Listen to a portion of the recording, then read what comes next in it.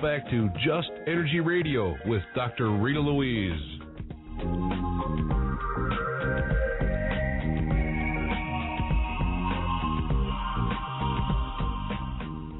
Well, it is actually I, James Arthur Jancik, the Black Knight of Talk Radio, sitting in for Dr. Rita Louise, who is out and about at a conference spreading her knowledge and sharing her healing modalities.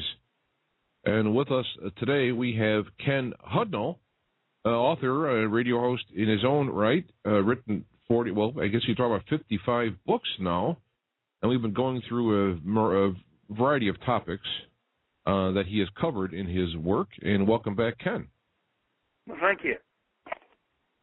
Now, you kind of left off. I kind of cut you off at a spot there, but I had to get the business in, and so we can continue. Okay. What did I start to talk about? I was hoping you knew, because I was busy pushing buttons here, and did not write it down. Anyway, we could just take off from there, from anywhere. So, I mean, how many of the actual bloodlines you think around are actually legitimate anymore? I mean, is it?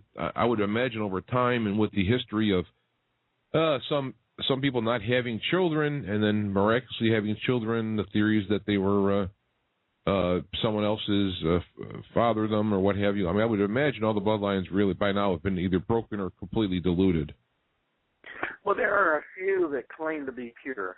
The Japanese royal family is one.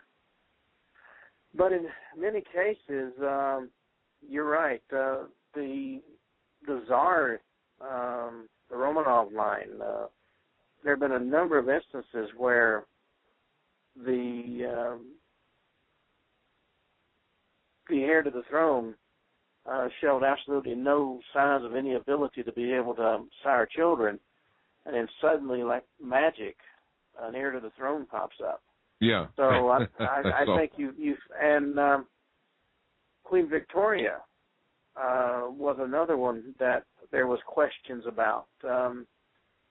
She became the grand matriarch of almost all the royal families in Europe at one point in time. But there were some few odd things about her. She had hemophilia, the royal disease, as it's called. In her later years, she didn't have it in her youth. It cannot, supposedly, it is hereditary. So, there's a lot of questions vis-a-vis bloodlines. Those who have the Merovingian bloodline are all said to have, A positive, I think, is like 75% of the population. But those with the Merovingian bloodline are said to be so rare that if one needs a blood transfusion, they're pretty much SOL. So that would be one of questions. That'd be one of the drawbacks of keeping the genetic pool narrow. One would be inbreeding in a way, and another one would be a limited compatibility with organs or blood transfusions. Well, see, I always figure that, when you get to be that powerful, you are beyond everybody else. You are an egomaniac, megalomaniac, etc. You could actually take and father your own children to be used as a parts replacement for yourself, so they would be compatible, and just keep a little family no one knows about, and just kill them and use them as needed. There have been court cases about that very issue, especially in cases where the older sibling needs a bone marrow transplant or needs a heart transplant, and there's a younger sibling that is compatible, and there have been cases that specifically ask, can younger siblings be used as spare parts? And in some instances, the court has said yes, and in others, they've said no. I theorize that, when Vice President Cheney had his heart transplant, they were kind of wondering, boy, he came up with a match real quick and quiet and so forth. And I just said, yeah, well, he just went to his pen that he has created of spare parts and just, took the heart, he had the heart taken and put in. And so he's ready to go. They all have. They're all going to be easy to match because they're genetically compatible.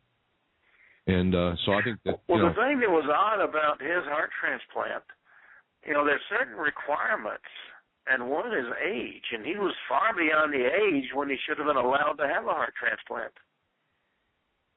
Yeah. Well, again, he, being one of the elites, one, he is exempted, but two. And of course, I submit this without any proof whatsoever that he would have his own little. They have their own. Now, with all the children disappearing in the world, or the United States in particular, and all the things going on there, I just think that there's once this whole thing breaks open, there's too many cases that point to this, the Franklin scandal and others, that there's this whole inner, really despicable system going on because they're above the law and above everything. In fact, they're not even human. They're beyond human. We're subhuman, how are you going to look at it? Just like we use a pig heart, or for that matter, we eat pigs on the same breath. Since they're beyond us, above us, they can do whatever they want with us because we're just animals. That's one of the reasons why I'm a vegetarian is I came to that realization that we are predators, and if you're gonna look at the elites and say their predator activities are aimed at us, well, what are we doing? And if aliens take people for dissection and so forth, what are we doing with these farms of monkeys that we're torturing and testing and doing all these things with? So that's one of the things that changed my life when I thought about that, is to do as much as I can to not be a hypocrite in that area. Well, you mentioned all the children that disappear every year. I interviewed a gentleman years ago, and he calls himself an urban explorer, which means he goes into old buildings and in the tunnel, because almost every major city has tunnels underground. And he talked about coming up on tunnels where there were just corpse after corpse after corpse after corpse of children with organs missing. And his theory was that it was an active, ongoing program to get organs for, the wealthy and the famous. But he had answers for every question I could ask. And I've heard others talk about the fact that there are what you might call repositories of corpses of some of the missing young. Yeah, is there any evidence in these ancient gods and so forth that set the precedence for this? I mean, you've heard secret societies having human sacrifice of children and whatnot. I have heard of secret societies using children for breeding. I have cannibalism was ritual back in the 1800s with some of them. I can't find any evidence of it now.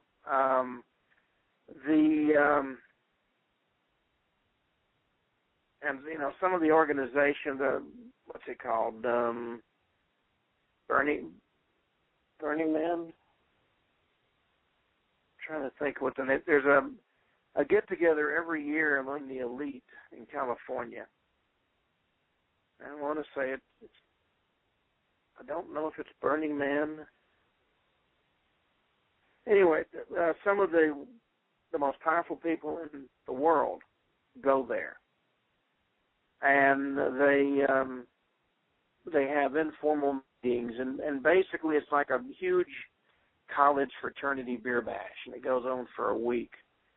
And there have been a lot of stories I've been told about the fact that while there, some people that you think are God's gift to the human race are indulging in sex with children and all kinds of activities. And if you hear of something once, but if you hear it several times, where there's smoke, there's usually a little bit of fire. And I've been trying to get into one of those, but the security is always extremely tight.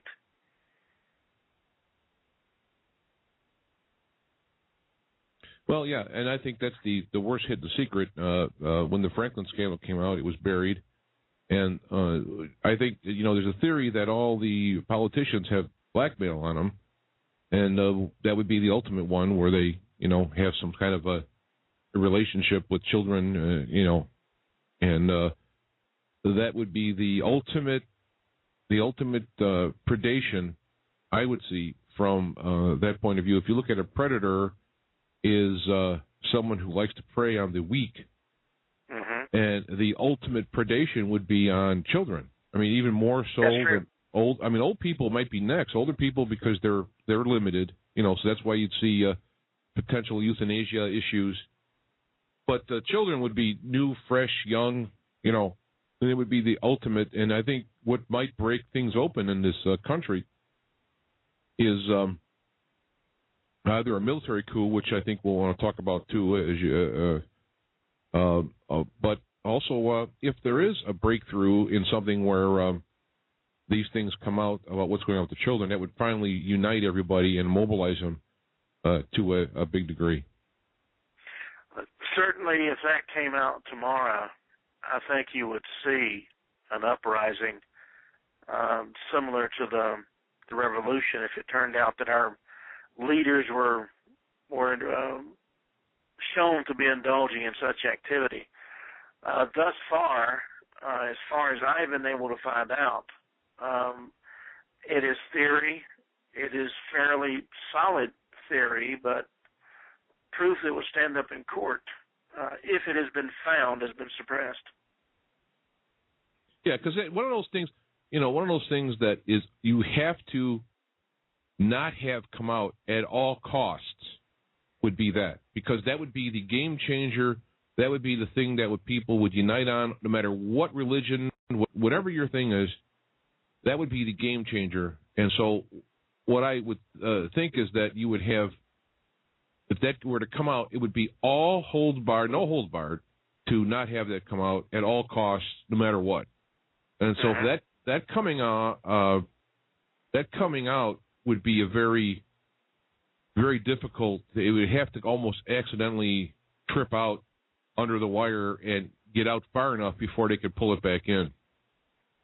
Well, since the head of most of our news networks and print media are members of the organization, I keep trying to call it Burning Man. I don't think that's the name of it. But they have an agreement. Nothing ever will be written about it. So how are you going to get it published except perhaps through the Internet? And then you have the issue, it's a hoax. And every one of them that you catch with the goods, so to speak, will have proof they were someplace else. And that's what makes, I think, WikiLeaks such a hot potato, is because the infrastructure there is there to get stuff out like this. But so you have to corrupt it or control it or, Actually, somebody in the chat room just wrote something. Is Ken talking about the Bohemian Grove in California where they burned the dummy? That's it. Where they burned the dummy? Is that it? Okay. Yeah, that's Bohemian Grove. Okay. And it's there have been a number of people who have tried to get in, and because it's a huge area, and it's got cabins all over it. It's kind of like summer camp. And they have, when they've been caught, a couple have disappeared, but those that have been caught and released have had all their film taken if they got cameras or any notes taken. Right. And then when they get back and try to do stories about it, their paper or magazines they write for refuse to publish them. Yeah. There is and some of the biggest names in the country, Kissinger, you name it, they have been members there. Yeah, Alex Jones went in there a while back with his little suitcase or what have you, and that, I guess, kind of opened it up a little bit, and then they had various people meeting people who have there's evidence of mail, like somebody dies and their heirs get these pictures in mail that have to do with taking pictures of the grove, and it comes out and so on.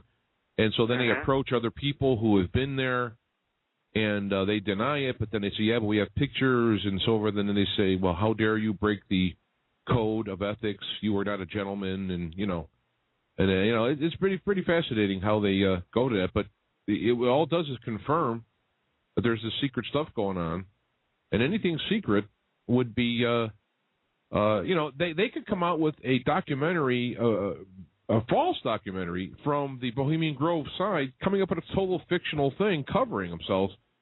That would be better than having nothing, and they won't even do that. So it seems like when you really get on the pulse of the real inside, they don't even want to come up with a cover story. They want to just ignore it and go away. Yep, and their theory is if we ignore it, it will go away, and usually it does. Because they know that no reputable mainstream media is going to publish it. Yeah, somebody was mentioning about the Alex Jones. There's a little delay here, so they mentioned about it in there. Yeah, so now the Bilderberg meeting just happened, and they're starting to come out above. I guess they feel that they've been infiltrated enough, so they're coming up with at least a cover kind of story. Like it's a think tank, and they're getting together to try and work out issues, and they're trying to bring it above ground. It appears anyway from this year's meeting that there is actually some new coverage, very little. There is a website that's put out by the group, allegedly, and so forth. So it appears that at least they're trying to come up with some kind of a cover for it. But then here's the Bohemian Grove still is underground. Well, Bohemian Grove, their theory is that, just look innocent. Because nobody has got... Yeah, you may have a picture of Henry Kissinger running around in the woods naked, and all he's got to do is deny he was there, and he'll have 50 people swear he was in Europe at the time. And with Photoshop, you can put horns and a tail on him. So, taking that position, it makes sense.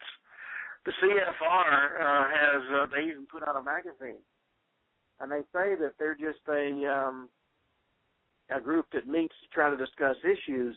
They don't really, they don't have any political power. But if you're discussing something and you come to an agreement, when that issue comes up in government and you're a government official, you're going to go with what you just agreed to at the CFR meeting. Yeah, and keep in mind that people that never should have been allowed anywhere near the presidency after speaking at the CFR meeting have become president. Now, Hillary was at a meeting, wasn't allowed to speak. She didn't become president. Yeah, well, at this latest meeting, they were talking about Mitch Daniels from Indiana being perhaps the vice president because he was there. And that'd be interesting to see because it's kind of the first time you're getting a real-time predictive aspect of it rather than after-the-fact analyzing. I'm getting a picture. I looked up in the web, and I'm putting a picture in the chat room here of one of the shots from the Bohemian Grove ritual that apparently Jones took, showing the big owl and all that stuff behind him. And if you do some searches, you can see pictures that have been leaked, I guess, again, from the families who, but there's pictures of them sitting around the table, and you can pick out people. There's one picture that I can't find at the moment that had like Kennedy and Johnson and Eisenhower and Nixon all together sitting at a table or something.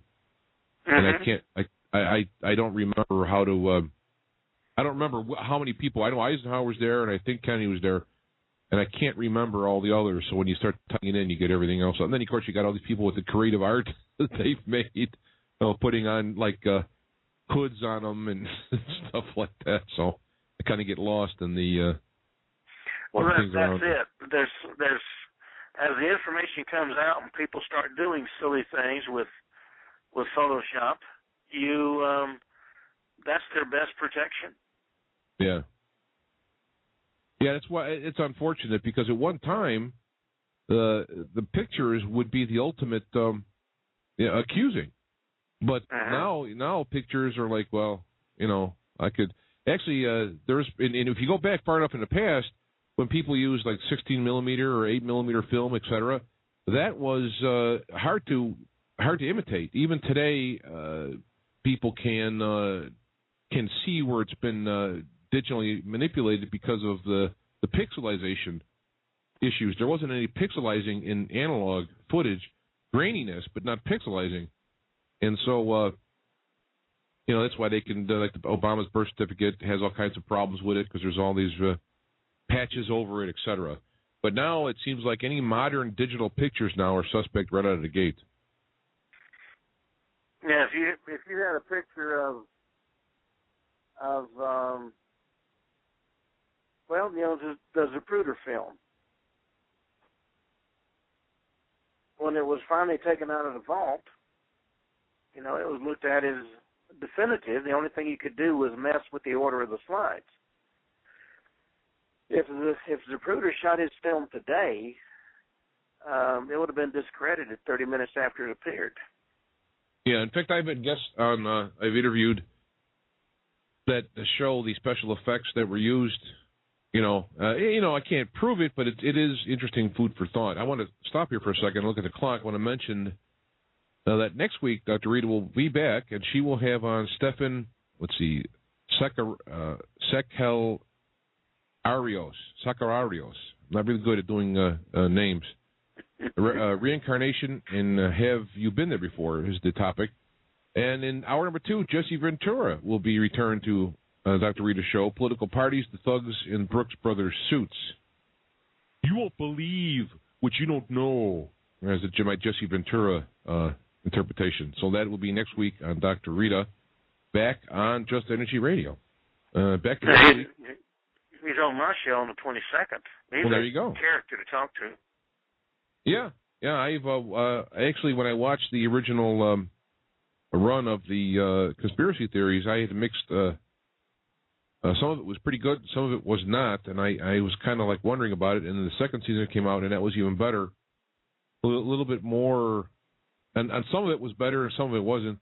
And now the third one is being held up, so don't know if they're going to release it. It's already done, but it's supposed to have been on the air already, but it hasn't. So that's kind of interesting. Too bad. People claim that it's a capitalist society. They will put anything on TV that people will buy. That is the justification for pornography, etc. Well, it's a free country. If people want to buy it, whatever. But then, if that's true, then with the ratings there to back it up, why wouldn't these things be put on the air? Obviously, there is another code, and that code is not in violence or in promiscuity or illusions thereof. It is not. It has to do with political references, true or false, fantasy or not. If they still won't have it on, which of course makes one believe that it's not a fantasy. Well, that's quite true. If someone put on let's just say that they made a movie out of the occult connection, and they started hitting close to home. I don't care how many people liked it; it'd be jerked off the air. Yeah. Be that as it may, we're talking with Ken Hudnall here, the UFO Secret Societies and Ancient Gods. Looking forward from today, both with your work on following the Secret Society and their plans and so forth, and watching what's going on, and with your urban warfare background, where do you see us going from here? And it would be great if you could even put it in a time context. I mean, I'm not going to hold you to the minute, but within the next few months, the next year, next couple of years, where do you see us going? Well, frankly, I think we're going to see, as the war dies down in Afghanistan and Iraq, you're going to see it start to heat up in the Palestinian area. But you're going to see a lot more of it, I firmly believe, here in this country. Now, it's not going to be pointed at as Middle Eastern terrorist, but you're going to see a lot more in the way of violence here. And you're also going to see that because of the Patriot Act, there's a lot of the Patriot Act that literally allows the government to crack down much more than they have on our freedoms. And the government is going to get much more repressive in regard to a lot of things. And they're going to say that they're doing it for, the public safety. But I think it's quickly going to become obvious that they're doing it because they're afraid they don't have control. What we're seeing at the airports is people are laughing at it. Yeah, like Jesse Ventura says, he was raped getting on an airplane, and everybody goes, yeah, Big Bad Seal got raped. You're not stopping to think what that actually shows. And it shows, in spite of all the complaints, the government really doesn't care what you think. They're going to do what they want to do. And we're going to see a whole lot more of that over the next 12 to 18 months. Who gets elected may have impact on it. Right now, President Obama and his administration have pretty much been taking a strong hand. And if he gets reelected, I think we'll see a lot more of that. If Romney is elected, we'll see it die down and then come back as whoever takes over Homeland Security starts flexing their muscles. The big fear is losing control of the population. Mm-hmm. Go ahead. Go ahead.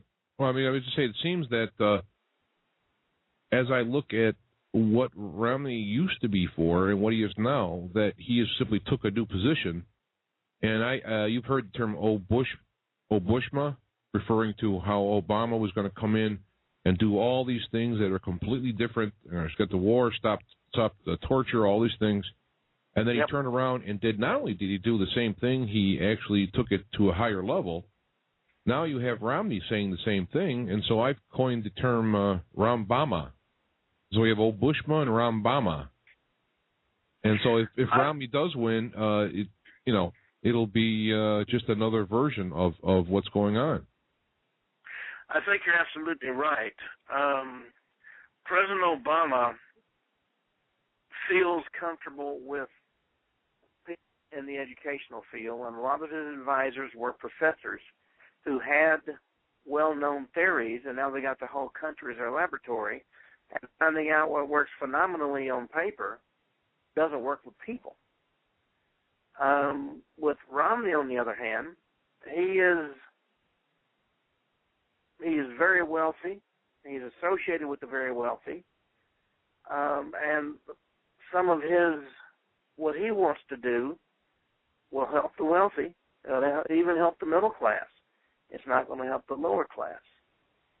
With President Obama, he goes to $40,000 fundraising dinners when there's folks that have trouble putting food on the table, which shows he is somewhat kind of distanced from the average individual. And that's the problem. We've created a class of people who are rulers almost hereditarily. That's why Hillary was running around saying, it's my turn to be president. So she was now at that level. But as you saw, didn't quite work out that way. And President Obama, when he ran the first time, it was like people would kneel when he came into the room.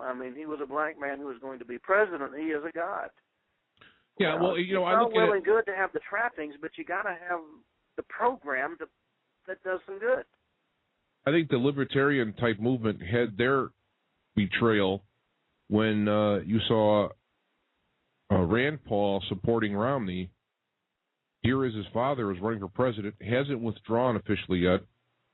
Still going to convention, still going with the and Rand supports wholeheartedly, and enthusiastically supports Romney. I mean, there was a shockwave that hit across and Ron Paul has not said anything. At least I was aware of, at least up to still this morning, Ron Paul has not addressed the issue. And so I think that what we have to realize is that you're not going to get any results, be it Republican or Democrat. It has to come completely outside the system. And since the system is geared to not vote anybody unless they're in the system, it is, it looks like it's going to have to be a change that comes outside of the system. Well, here we had something that sent shockwaves through government. We had a congressman who that was his job for life. I talked to the Republican Party about running, and they said, "We're going to put him. No way, Scott." And he was one of President Obama's staunchest supporters. If President Obama said jump out the window, he'd have been the first one out the window. He didn't get beat. He got stomped by a young man who had been laughed at a year before when he sat on city council. And now suddenly he has beaten a man who was unbeatable. And got a runoff with a Republican who nobody's ever heard of. My guess is he's going to be the new congressman. It'll be curious to see how long it takes him to buy him off, but it's happening, and it's shocking when you see it. And so people talking about getting prepared by having food storage and all that, I mean, you would not think that that's foolish, that there will not at all. There is coming a time when there's going to be a disruption in the flow of things. It's a question of how bad, how long, and what is the outcome afterwards. True. Look at it this way. Any city, and I was trying to get something this morning, and I talked to the manager at the grocery, and he without realizing what he said something I found rather interesting. He said, we get trucks in every 3 days. In other words, that particular store and most of the other stores, because they're all in the same delivery system, they get resupplied every 3 days. If for some reason the trucks don't run, a strike of the drivers, fuel, what have you, there's 3 days worth of food in this city. And I think the same is pretty much the case with the other cities. 3 days worth of food. What happens on day 4? Yeah, right. It used to be 2 weeks, It used to be, that's right. But in the under the guise of efficiency, by having less on hand, and I blame Reagan a little bit for this, for taxing the inventory as actual income. They have to get rid of this stuff, keep a very little inventory, and then you become very vulnerable to trouble. I mean, when you had these major storms hit in Florida, my brother, who worked for a power company, went down there as a lineman to help out. I mean, you have people who have been completely devastated and locked out of all food, water. Even you think you have water, but it's salt water, blows up it goes down your wells and messes up everything. They really find out how important it is to have a lifeline. And so, so Florida gets hit. There is a lifeline of food that can worm its way down there. But when you have the entire country or large portions of it, there isn't going to be a lifeline. If those trucks don't run, there's a large group that I'm familiar with who call themselves laughingly survivalist. But some of their idea of survival is the Holiday Inn without room service. But one of them said he would put all of his money in guns and ammo. And I said, well, how about food? He said, if I got the guns and ammo, I'll have the food.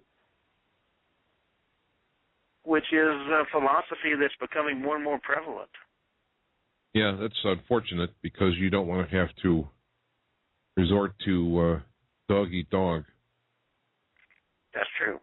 But unfortunately, I think if the trucks didn't run for a week, you would see a lot of shootouts at the OK Corral, at least in Texas. Yeah. Which you have cities like Chicago. Well, recently they overturned it. The Supreme Court overturned the the handgun ban in Chicago. But you have big areas like that without handguns. All it's going to have guns is the criminals. That's right. And so it's going to be. It's not going to be good. I mean, that's why where I live, I'm a little bit farther out. I lived in Chicago all my life, and I moved out about 50 miles southwest. That's still too close. I mean, it's better than being in there, but it's still too close. Yeah. I was in New York City and talking to somebody who deduced brilliantly by my accent I wasn't a natural-born New Yorker. And I said, no, we've gone for the BEA. And I said, no, we live in Texas right now. He said, well, we've gotten rid of guns here. We're going to get rid of guns in Texas next.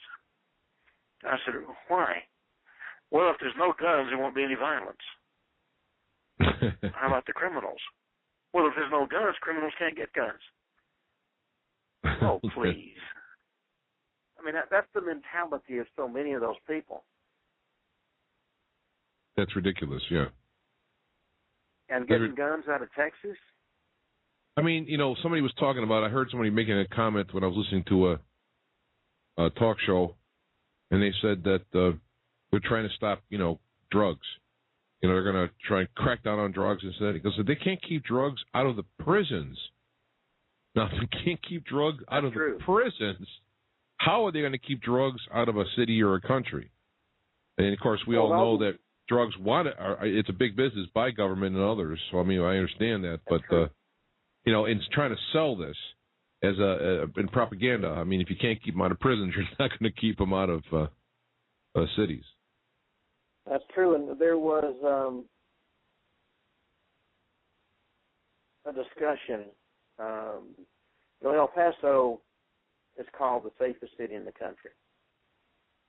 And some people say it in sincerity, and most people know it's a crock.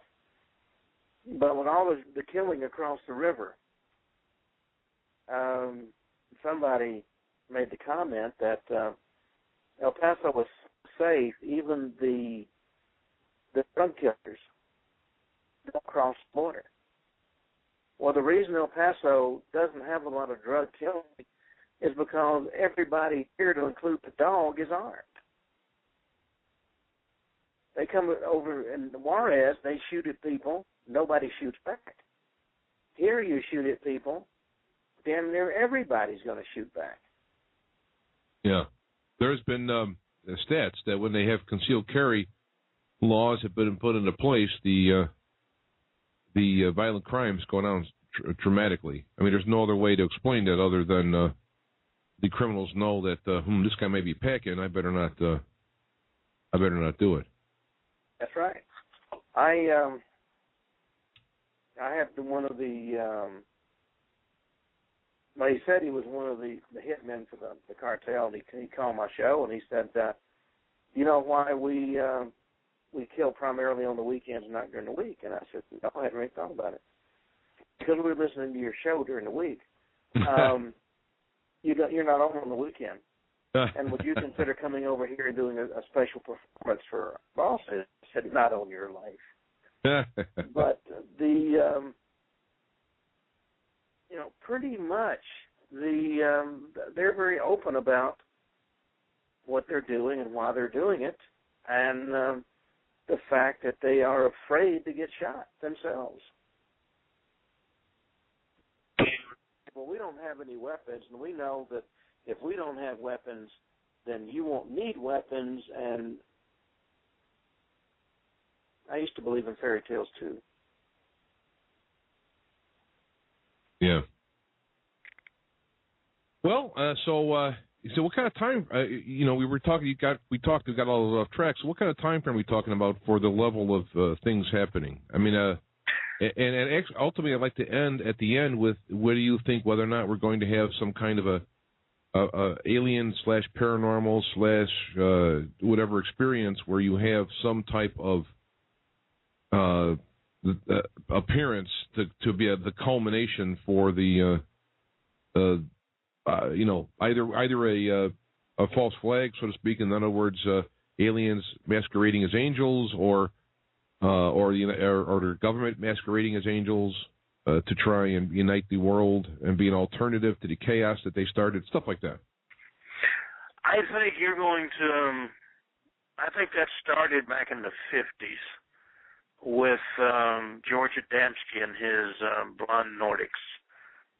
If you look at the Betty and Bernie Hill case, they described the pilot of the UFO as wearing a bomber jacket and looking kind of like a Nazi. And there have been many cases of blonde Nordic-looking aliens. Of course, then you got the other cases with the grays. But if you look at a room of let's go to the airport and you look at the people, they don't all look alike. We've got black, white, tall, short, fat, thin. If you didn't know that they were all humans, you would think you had a bunch of folks from different planets there. I think what we're going to see is the government is going to keep a lid on it as long as they can. And the reason for that is the belief, and it was really fanned with the Robertson panel and some of the others, that most people believe, in fact, our religions teach, in large respect, Earth is it. Earth is where God came down and created man, and this is his earthly realm. And if it turns out that, in fact, not only are there aliens, but aliens who far outstrip us in technology, I think you're going to see a complete and total disruption of society. And if, as the aliens told Krista Tilton, the contactee, that if he revealed himself, people would worship him, I think it's pretty much summed up in a book I read quite some time ago. If the human race believed that there was, in fact, God walking among us, and because a lot of people give lip service to the concept that they believe in God and doing God's will and all this, and then on Sunday they're in their boat up at the lake. But if they believed there was, in fact, a hereafter, the leisure industry would go to hell in a handbasket, because people would start donating that money to the churches to try to do God's will and buy their place into heaven. And the appearance of an alien race that far advanced could, in fact, be very detrimental to society as we know it. World War II is a prime example. In the Pacific, we had planes crash, and they had on board almost everything you can imagine. And some of the primitive tribes who found those crashed planes developed a religion around that. It was called the cargo cult. And they would pray to the gods of cargo. And those cults still exist today. And some of the tribes, when they discovered the truth, that in fact, much more civilizations, which undercut their religion, the tribes began to disintegrate. And I think we would see that same thing. So the government is not going to willingly reveal the existence of alien races. They may filter some of the alien technology into society, a prime example of how that might work was the book The Day After Roswell by Corsi. Yeah, I think it was Corsi. Where he said he was in charge of filtering technology out to corporations. They invented Velcro and just a long laundry list. I'm not sure I totally believe it's the absolute gospel, but I do believe if we found alien technology that could be reproducible, that we would get it into the society in pretty much that way. Now, the aliens on their own might land in a very public location, such as in the middle of the Super Bowl, and say, we're here. And then I think you would see spin control kick in, trying to laugh it off as a prank. The revelation that there are, in fact, advanced alien races hovering on the sidelines could be very detrimental to whoever sits in the White House. Yeah, unless they're unless the whole thing that comes from the sky is all part of the same plan of the people who support the White House. Exactly. Now, one of the things that's been talked about is that the next war, which would be the war for planet Earth against aliens, would be completely staged, even more so than the other staged wars, which had backing on both sides, in where there isn't another side to even back. It is the pretend aliens attacking the world, and then the world going into a martial law to fight back the aliens and never coming out of it. Yes, I would believe that scenario more so than a number of others. It all comes then, and if you look at it carefully, even in our government, a lot of the presidents and senior members of Congress have all been related to each other. I did my family history back, to the old country, and I'm related to several presidents. But I got to looking at their relationships with each other, and I was shocked at how many were actually from the same bloodline. And we say that, this is a free country, and we threw away our kings and crowns, and anybody's got a chance to be president? No. I think we discovered there were 4 distinct bloodlines that had furnished almost every president.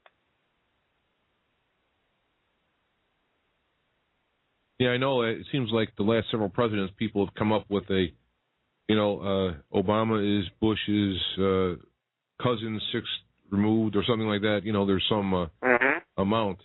But I'm wondering that I would like to see, as a comparison, I would like to see other people, both in and out of power, compared, to find out that if you try hard enough, you can find a relationship between one person and another. I think they say the 6 degrees that separates everybody is a saying. I'd like to see a control group where they test other situations to see if they can come up with a relationship too. Well, certainly.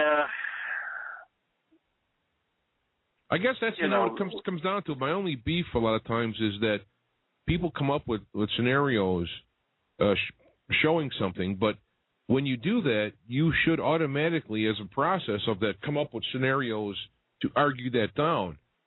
It seems like the people who promote scenarios oftentimes don't try to argue down their own scenarios and ignore data that may be detrimental and include data that would help, which then means the people listening have to do that as well, which they should anyway. And it ends up you have people on two sides of a situation arguing each other, mentioning only the things that they want to, and not addressing the things that they don't want to, and it's really frustrating to be moderating that type of a discussion where people basically are only pushing their positive points. Well, everybody pushes only their book. That's the nature of the beast. Yeah, well, I would imagine, like, for example, in writing your books, if you came out with some kind of an assertion, I would imagine you would kind of test it to have some kind of validity, as opposed to just saying anything willy-nilly. I mean, you got to have some kind of a backup for it. Well, that's true, and routinely I do. Yeah. But I have read, and I've had a lot of guests who present their idea, and I ask them a question, and I've had more than one get up and leave in a huff because they couldn't answer the question. As I tell my guests, I don't fly air cover for you. If somebody asks you a question, you give the answer. I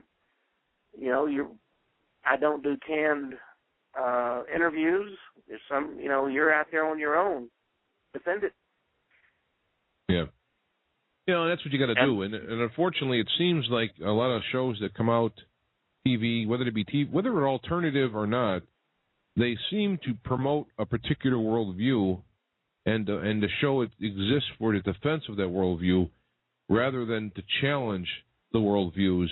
I don't mean challenge them ignorantly, but when someone says something, say, well, what do you got to back that up? And what about this? What about that? I think that unfortunately that seems to be lacking.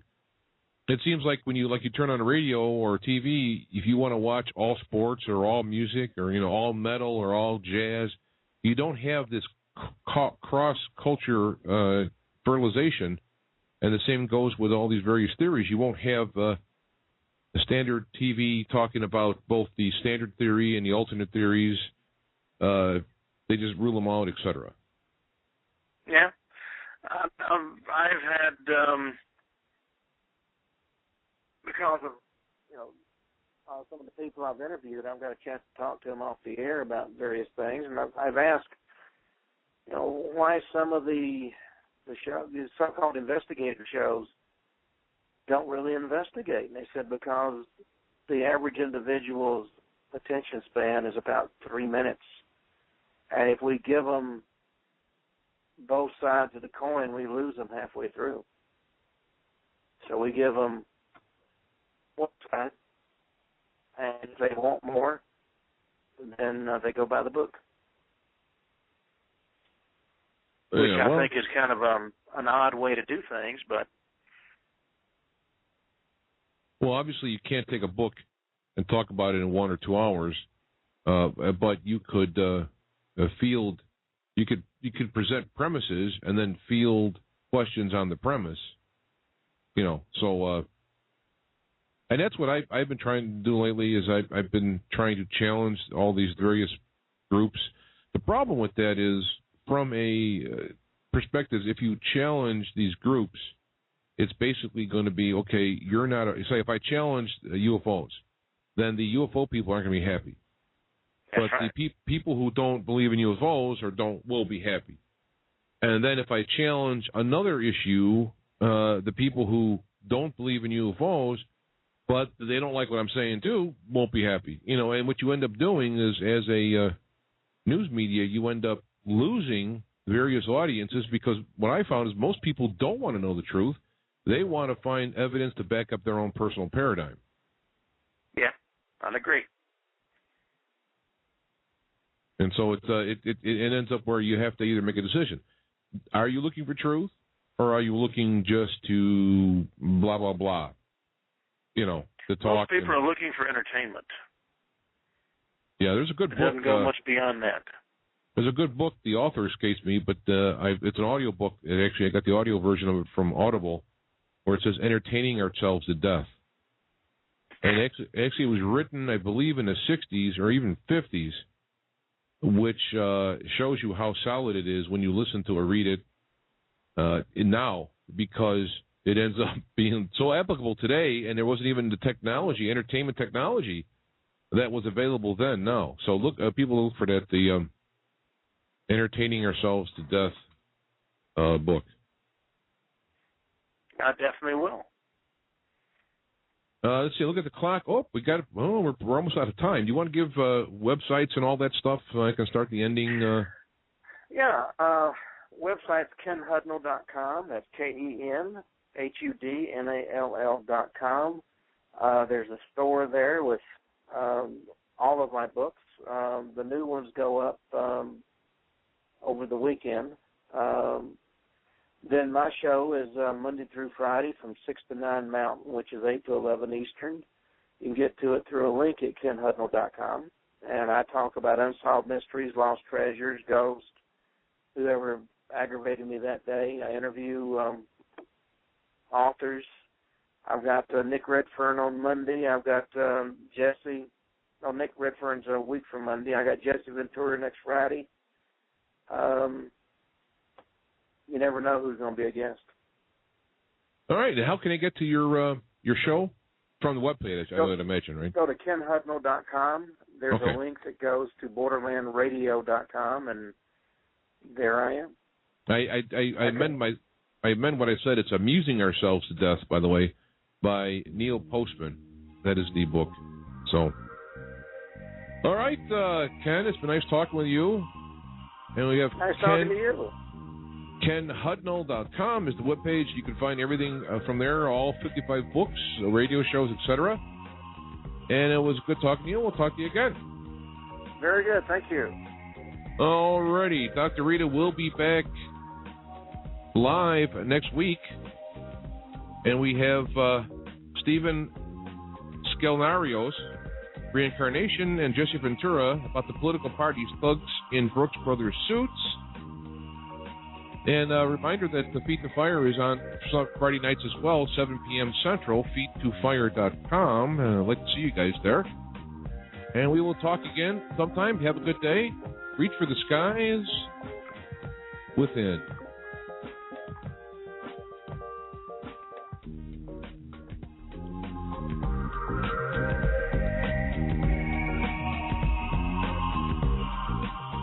Join host Dr. Rita Louise